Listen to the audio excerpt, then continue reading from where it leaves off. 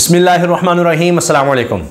वज़ीर आज़म शहबाज शरीफ साहब के बेटे सलमान शहबाज वापस आ रहे हैं और लंदन से रवाना भी हो चुके हैं। सऊदी अरब बीच में रुके हैं और उसके बाद उन्होंने पाकिस्तान आना है। अब बज़ाहिर उनके लिए सब चीज़ें बड़ी आसान हैं कि वज़ीर आज़म बाप है, हुकूमत उनकी है, मामलात बड़े सेट हैं और आप जानते हैं कि अब तो उनको रिलीफ भी मिल चुका है हाई कोर्ट से और इस्लामाबाद हाई कोर्ट ने मना कर दिया है कि उनको गिरफ्तार भी ना किया जाए और वो अदालत में आकर सरेंडर करें। उनको ज़मानत भी मिल गई है, वो इस्लामाबाद एयरपोर्ट जाएंगे।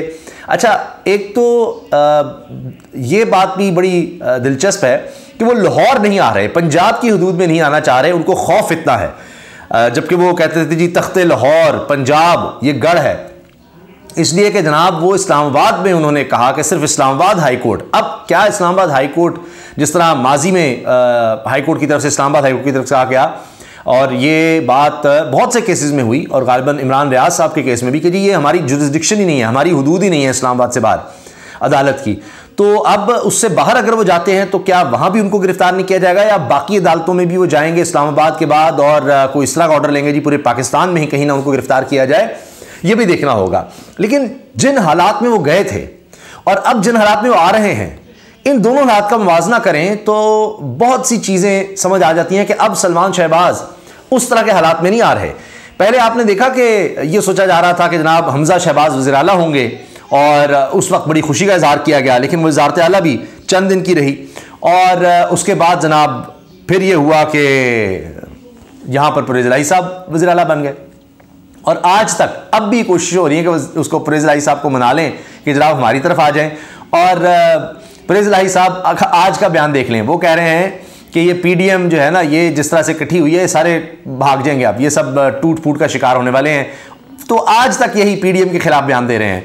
यानी आप ये देखिए कि कोई चांस नज़र नहीं आ रहा कि जनाब अब परवेज़ इलाही साहब या मुनस इलाही अब दोबारा पीडीएम की तरफ जाएँ। क्यों? क्योंकि पीडीएम इस वक्त सारी मिलकर इंतहाई गैर मकबूल हो चुकी है और सलमान शहबाज एक बिल्कुल मुख्तलिफ हालात में आ रहे हैं। भले उनके वालिद वज़ीर आज़म हो और उनको बज़ाहिर रिलीफ मिला हो, लेकिन हालात ये हैं कि इस वक्त मौजूदा हालात में पाकिस्तान की तारीख की सबसे बदनाम, सबसे गैर मकबूल हुकूमत उन्हीं के वालिद साहब की है। अभी आप देखिए कि हाल ही में कश्मीर में, आज़ाद कश्मीर में तीसरा मरला भी मुकम्मल हो गया इलेक्शंस का, बल्दियाती इलेक्शंस का, 31 साल बाद हुए। अब चूंकि पूरे पाकिस्तान के आप वहां से हालात जान सकते हैं, एक आपका स्टैट आ जाता है कि क्या मूड है। तो पहली दफा यह हो रहा है कि विफाक में जिसकी हुकूमत है आज़ाद कश्मीर में वो हार रहा है और तहरीके इंसाफ जनाब सबसे आगे नजर आ रही है और तीनों फेजेस में। लेकिन ये जो तीसरा हुआ है इसमें तो मार्जिन और बढ़ गया। ये तो ऐसे लग रहा है कि कौम और ज्यादा इस बात पर गुस्सा दिखा रही है कि ये क्या हो रहा है कि जिन पर 16-16 अरब रुपए के करप्शन के इल्जामात थे वो बाहर भागे हुए, अब इंतजार कर रहे थे हुकूमत में आने का और अब वापस आ रहे हैं, अब उस तरह से रिलीफ ले रहे हैं। तो इमरान खान हमेशा सही बात करते थे कि मुल्क गरीबी इसी वजह से हुआ। ये जैसे ही आए हैं ऐसे लग रहा है कि सारा भट्टा इन्होंने बिठा दिया है।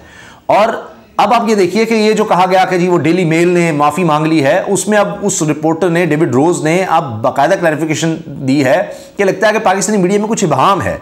ये जो हमने सिर्फ क्लैरिफिकेशन दी है ये उस हद तक है कि नैब की तरफ से कोई इल्ज़ाम नहीं था कि ज़लज़ला ज़दगान की रकम जो है वो शहबाज शरीफ साहब ने खाई है। हाँ, वो कह रहे हैं कि जी मनी लॉन्ड्रिंग के इल्ज़ाम अब तक वही हैं, हम उससे पीछे नहीं हटे, ना उनका कहीं मेंशन किया गया और ये मामला सेटल हुआ है और उस पर यह नहीं कि कुछ दे दिलाकर मामला सेटल किया गया है। कोई जुर्माना डेली मेल को नहीं हुआ, ये खुद वो उनका रिपोर्टर बता रहा है कि कोई डेली मेल को जुर्माना नहीं हुआ जिसने स्टोरी दी थी, बल्कि ऐसे लग रहा है कि जैसे इनको यानी शरीफ खानदान को कुछ देना पड़ा है। तो मकसद कहने का यह है कि इमरान खान साहब ने जो पूरी कौम को ये पैगाम दे दिया कि ये करप्ट हैं, ये माफिया हैं, वो सब सच भी हुआ। अब हर कोई इनके बारे में वो बात करता है। ये उन हालात में आ रहे हैं कि पहली दफ़ा ये देख रहे हैं कि जनाब इतनी गैर मकबूलियत है कि अब जो ताजिर बरादरी जिसको ये अपना असल वोट बैंक समझते थे वो इनके खिलाफ है। और लेटेस्ट खबर यही है कि इसहाक डार ने जाकर मुलाकात की है सदर साहब से, आरिफ अलवी साहब से, तो ये कहा है कि जी हमारे पास तो रकम ही नहीं है, 1 महीने के लिए हमारे पास सिर्फ डॉलर्स हैं, तो हम तो इलेक्शन ही नहीं करवा सकते, फौरी इलेक्शन नहीं हो सकते, फिर दहशतगर्दी के खिलाफ जंग में भी ज़रूरत पड़ सकती है। ये वो बात कर रहे हैं इसहाक डार साहब। और वो निकलते हैं और उसके बाद फिर डॉक्टर आरिफ अलवी कुछ उनको सवालनामे भेजते हैं कि इमरान खान के खिलाफ ये केसेस का क्या बन रहा है, तो वो फौरी वापस आते हैं जनाब इसहाक डार साहब एक्सप्लेनेशन के साथ कि जी हमने नहीं केस बनाए, पुराने हैं, अब नहीं बनेंगे, ये वो इस तरह की बात कर रहे हैं। और एक और चीज़ आप नोट कीजिए, फजलुर रहमान साहब क्या कह रहे हैं। फजलुर रहमान साहब तो शदीद अब फौज के खिलाफ जो है वो बोलने लगे हैं। ऐसे लग रहा है कि वो कुछ फ्रस्ट्रेशन का इजहार कर रहे हैं क्योंकि मामला उनके कुछ तय नहीं हो रहे, कोई बात नहीं बन रही। और क्या कहा है फजलुर रहमान साहब ने, वो कहते हैं कि जी उनके अल्फाज हैं कि जिस तरह से ये फौज करती है कि जनाब जब चाहते हैं आ जाते हैं, जब चाहते हैं जनाब निकाल देते हैं, ये किस तरह से किया जाता है। अब हो ये रहा है कि फजलुर रहमान साहब को लग रहा है कि उनकी असल में गवर्नमेंट यानी पीडीएम की गवर्नमेंट जा रही है और वो कहते हैं जब चाहे अपनी हुकूमत बनाएं, धांधली करें और न्यूट्रल बन जाएं, ये फौज का इख्तियार है। ये इल्ज़ाम लगा रहे हैं कि जब चाहे अपनी हुकूमत बनाएं, फौज धांधली करे और न्यूट्रल बन जाएं, ये फौज का इख्तियार है। अब वो क्यों तनकीद करने लगे हैं अचानक? पहले तो कहते थे इमरान खान बाज आओ, फौज के बारे में बात ना करना, ये ना करना, वो ना करना, तो अब इस तरह की बातें क्यों कर रहे हैं? वजह यह है कि अब इनको हुकूमत जाती नजर आ रही है। तो ऐन मुमकिन है, ये मेरी बात आप नोट कर लीजिए, कि ये जो सलमान शहबाज हैं ये चंद दिन के लिए आ रहे हों, कुछ ही अरसे के लिए आ रहे हों और इनको दोबारा टिकट कटानी पड़ जाए, क्योंकि इलेक्शन तो जब भी होंगे उसमें तो वाजह है कि ये उसी रात शायद दोबारा भाग जाएंगे, लेकिन उससे पहले भी हो सकता है क्योंकि किसी भी वक्त इलेक्शन कॉल हो सकते हैं। क्योंकि जितने भी ममालिक से बात की गई है पाकिस्तान के रिलीफ के लिए, तो उन्होंने साफ कहा है कि जनाब स्टेबल गवर्नमेंट होनी चाहिए। तो स्टेबल गवर्नमेंट का मतलब जब तक इलेक्शंस नहीं होते स्टेबिलिटी नहीं आ सकती। इमरान खान साहब अपनी बात पर अड़े हुए हैं, डटे हुए हैं, वो कह रहे हैं कि जी असम्बलियाँ तहलील होंगी। तो ये जो ख्वाब और ये सारा कुछ सोच कर आ रहे हैं ना सलमान, ये जब यहाँ पर लैंड करेंगे उनको पता लगेगा कि अब कौम वो वाला मामला नहीं रहा कि जब कई साल पहले वो यहाँ से जिस तरह निकल गए थे। और उसके बारे में अमीर अब्बास हमारे कुलीग उन्होंने ये इंकशाफ किया है कि जिस तरह सलमान शहबाज गए इमरान खान के दौरे हुकूमत में ही शुरू में, वो हुआ ये कि उस वक्त के आर्मी चीफ जो अब साबिक आर्मी चीफ हो चुके हैं जनरल रिटायर्ड कमर जावेद बाजवा, उन्होंने उनको खाने पर बुलाया, ये अमीर अब्बास ने बताया। और कह रहे हैं कि मुझे ये नून लीग के करीबी साफ़ी ने बताया है, खुद अमीर अब्बास को, कि जनरल बाजवा ने बुलाया खाने पर और जाते हुए जनाब उनको टिकट दे दी सलमान शहबाज को कि बस चुप करके निकल जाओ।